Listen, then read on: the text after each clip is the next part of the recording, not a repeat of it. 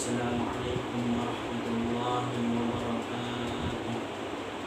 Bismillah, alhamdulillah, summa alhamdulillah, wassalatu wassalamu ala rasulillah Muhammad ibn Abdillah wa ala alihi wa sahbihi wa mawala. La hawla wa la quwwata illa billah, amma ba'd. Qala Allah ta'ala fil Qur'anil Karim, a'udzu billahi minasy syaithanir rajim. Bismillahirrahmanirrahim. Yarfa'illahu alladhina amanu minkum walladhina utul 'ilma darajat. Al-ayah.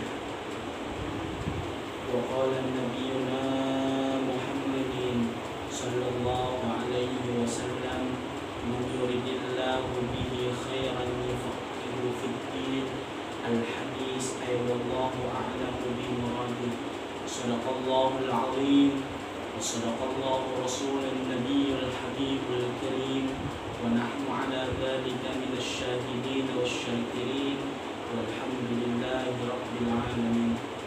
Alhamdulillah, puji syukur kehadirat Allah subhanahu wa ta'ala yang maha ghafur, yang mana pada kesempatan siang hari ini kita masih diberikan nikmat oleh Allah subhanahu wa ta'ala yang wajib kita syukuri. Salawat ma'asalam semoga tetap dicurahkan kepada junjungan alam yang mulia Nabi Agung Muhammad sallallahu alaihi wasallam. Semoga kita akan mendapatkan syafaatnya kelak di yaumil qiyamah. Amin amin ya rabbal alamin. Di sini saya akan sedikit membahas tentang ilmu dan tata cara syarat menuntut ilmu. Sebelum melanjutkan pembahasan tentang ilmu, ada baiknya yang belum subscribe channel resmi Majlis Ar-Rahmanir Rahim dengan nama di YouTube, yaitu Majlis Ar-Rahmanir Rahim, dimohonkan dengan ikhlas dan ridha untuk memencet tombol subscribe dan ditonton serta disebarluaskan agar mendapatkan berkah dari Allah Subhanahu wa ta'ala dan agar channel ini bisa bermanfaat untuk sesama manusia. Amin ya rabbal alamin. Jadi kawan-kawan semua, ilmu terbagi menjadi dua. Yang pertama ilmu qasdi, yang kedua ilmu laduni. Ilmu qasdi adalah ilmu yang bisa didapatkan dengan cara belajar, membaca dan menulis seperti ilmu kita umumnya. Berdasarkan hadis Nabi sallallahu alaihi wasallam, innamal ilmu bitta'allum la bil aqsar. Yang kedua ilmu laduni. Ilmu laduni adalah ilmu yang didapatkan tidak dengan cara belajar membaca dan tidak dengan cara belajar menulis, tetapi langsung Allah subhanahu wa ta'ala masukkan ke dalam hati kita berdasarkan firman Allah subhanahu wa ta'ala, wa 'allamnahu min ladunna. Di sini saya akan membahas tentang syarat menuntut ilmu ada 6. Yang pertama, menuntut ilmu itu syarat-syaratnya yang terpenting agar ilmu yang kita dapat ataupun ilmu yang ingin kita cari berkah dan bisa bermanfaat khususnya untuk diri kita pribadi dan umumnya untuk seluruh masyarakat. Yang pertama yaitu bersih hatinya ataupun niatnya. Jadi syarat menuntut ilmu yang pertama harus dengan bersih hatinya dulu. Kenapa? Bahwasanya hatinya harus bersih ataupun niatnya harus baik. Dalam hadis Nabi sallallahu alaihi wasallam bersabda, innama a'malu binniyat. Sesungguhnya amal itu bergantung pada niatnya. Kalau niat kita mau menuntut ilmu dengan baik, maka insya Allah hasilnya akan baik dan benar. Tapi sebaliknya, kalau kita menuntut ilmu dengan cara tidak baik, niatnya nggak bagus, hatinya nggak bersih, maka hasilnya pun nanti nggak baik dan nggak bagus. Tapi dengan niat kita menuntut ilmu, yang pertama untuk mengharapkan ridha Allah subhanahu wa ta'ala, yang kedua untuk menghilangkan kebodohan kita, agar kita bisa mengerti agama Allah, agar kita paham agama Allah. Dalam hadis Nabi Sallallahu Alaihi Wasallam bersabda, "Man yuridillahu bihi khairan yufaqihuhu fid din." Dan barang siapa yang Allah Subhanahu wa taala ridhoi dalam hidupnya, maka akan dipahamkan, dicerdaskan, dimengertikan dalam urusan agamanya.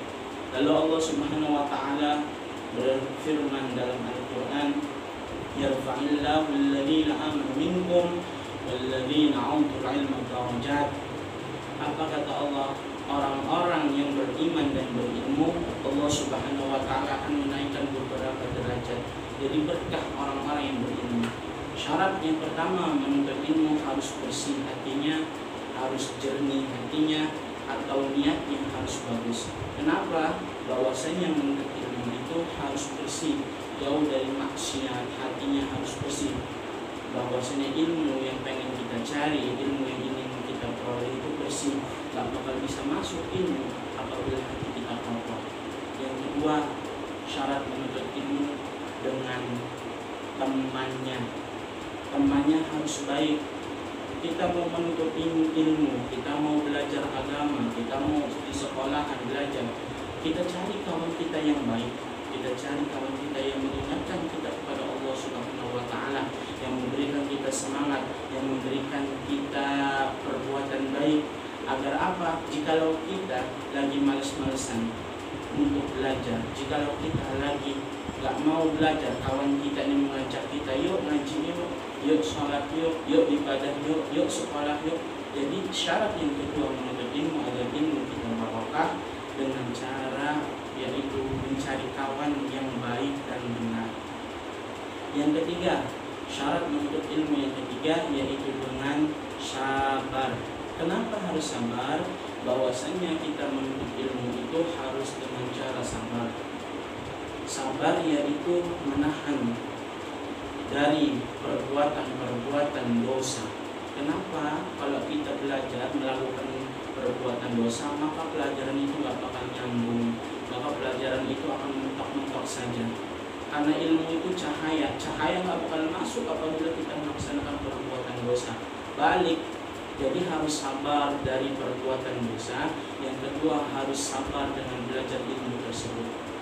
Jadi belajar itu harus sabar, sabar capeknya, sabar malesnya, sabar ngantuknya, sabar dalam menghadapi percobaan. Menuntut ilmu itu nggak lurus-lurus saja. Menuntut ilmu itu tidak segampang saja. Tapi menuntut ilmu itu harus dalam keadaan kita sabar, harus banyak-banyak kita bersabar. Kenapa? Bahwa saya menuntut ilmu itu banyak cobaan, rintangan. Susah menuntut ilmu itu, makanya perlu dengan cara kita banyak-banyak bersabar. Yang keempat, syarat menuntut ilmu yaitu harus belajar dengan guru, dengan ustadz, dengan kiai, dengan habib, dengan syekhuna.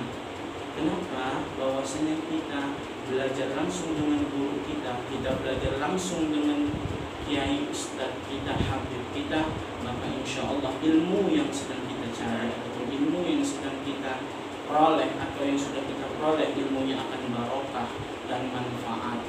Karena kita langsung belajar dengan guru-guru kita ada sanadnya, kita apabila ada salah dikasih tahu, dan kita akan mendapatkan doa dari guru. Kenapa harus belajar dengan guru? Bahwasanya guru itu tempat untuk mencari ilmu. Kita ingin mencari ilmu yang sahih, maka kita belajar dengan guru kita. Bahwasanya Nabi Sallallahu Alaihi Wasallam bersabda, "Talabul ilmi faridatun 'ala kulli muslim wa muslimatin." Al-hadis wallahu a'lam bishawab. Menuntut ilmu itu hukumnya wajib bagi laki-laki dan perempuan. Tapi di sini hukumnya wajib, kita datangnya, kita jalannya, kita ke tempat guru ngaji kita, ke tempat sekolah kita, ke tempat guru belajar kita. Tapi nggak wajib itu nggak bisa. Jika contoh ada seseorang belajar mengaji 10 tahun, tapi dia nggak bisa, itu nggak wajib. Yang wajib itu datangnya ke tempat gurunya, belajarnya, itu wajib. Menuntut ilmunya. Tapi iya sih, masa kita mau menuntut ilmu, Allah Subhanahu wa taala enggak ngasih kepandaian atau pemahaman kepada kita. Insya Allah apabila kita istiqamah belajar ngaji, istiqamah kita sekolah, istiqamah kita menuntut ilmu, maka Allah Jadi syarat yang keempat yaitu harus dengan belajar dengan guru. Belajar dengan guru harus ada tata cara, harus ada sopan santun, harus ada tata krama. Kenapa? Kita harus sopan kepada guru kita. Karena guru kita yaitu harus kita hormati dan muliakan. Karena beliaulah yang mengajarkan kita arti kehidupan. Kita paham dengan Allah Subhanahu wa taala. Laula murabbi ma arafta rabbi. Laula murabbi ma arafta rabbi. Jika tidak ada guruku maka aku tidak mengenal Allah Subhanahu wa taala. Jadi guru itu adalah orang tua rohani ataupun orang tua yang mengajarkan kita tentang agama.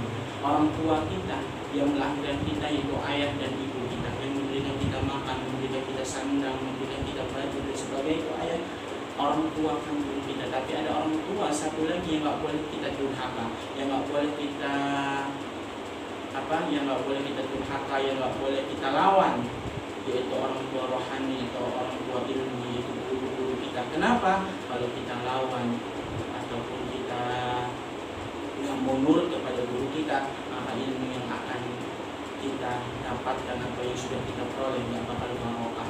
Jadi kepada guru itu harus hormat, ta'zim. Yang kedua, wa takriman, dan memuliakan. Guru nggak bisa, guru nggak minta dimuliakan, tapi sewajibnya, sewajarnya, semestinya murid itu harus menghormati gurunya. Kenapa?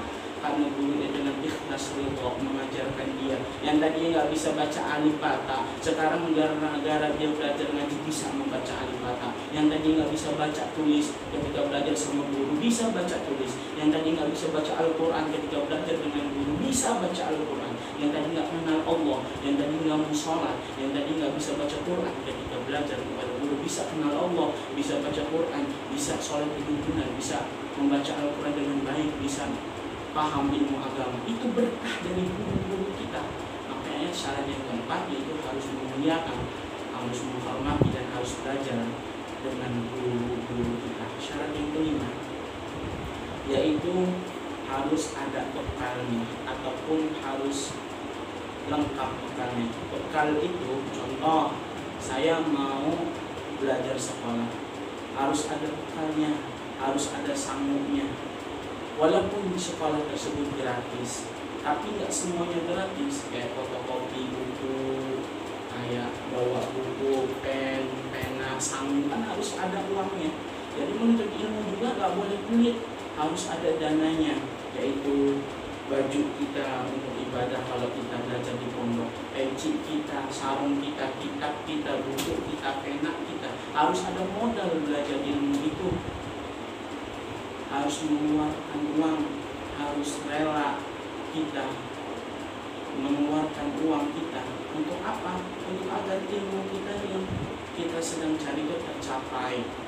Jadi harus ada modal.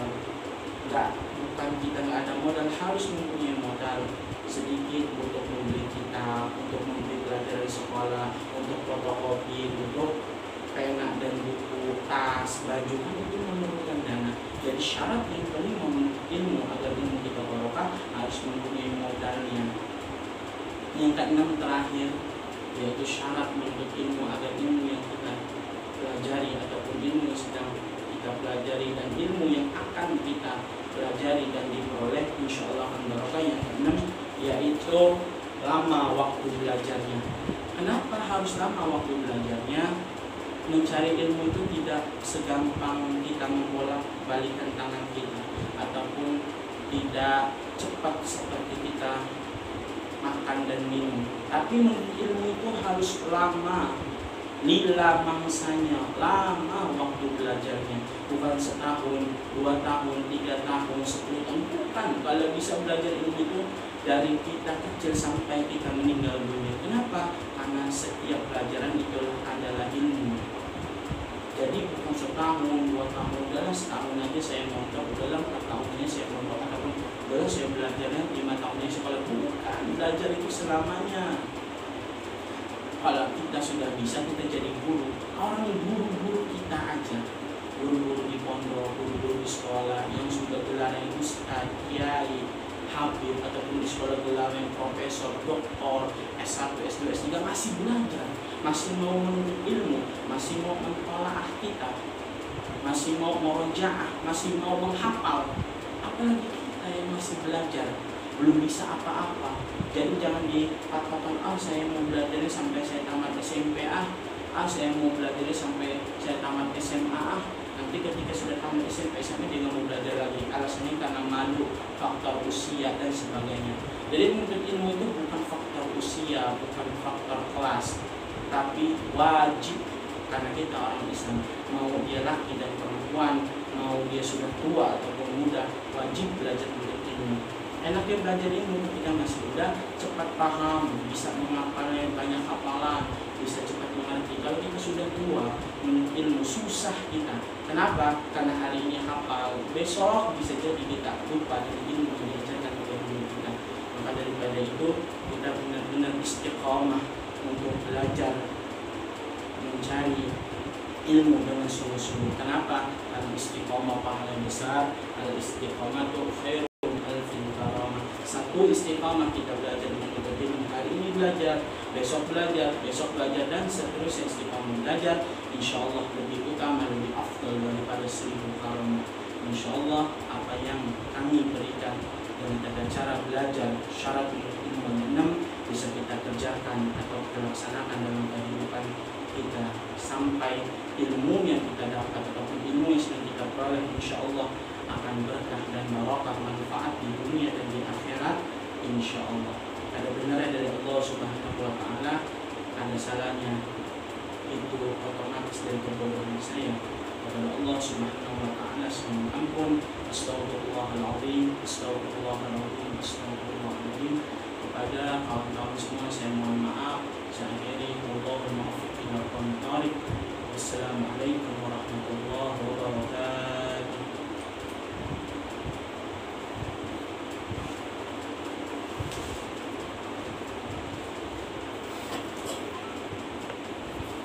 Alhamdulillah.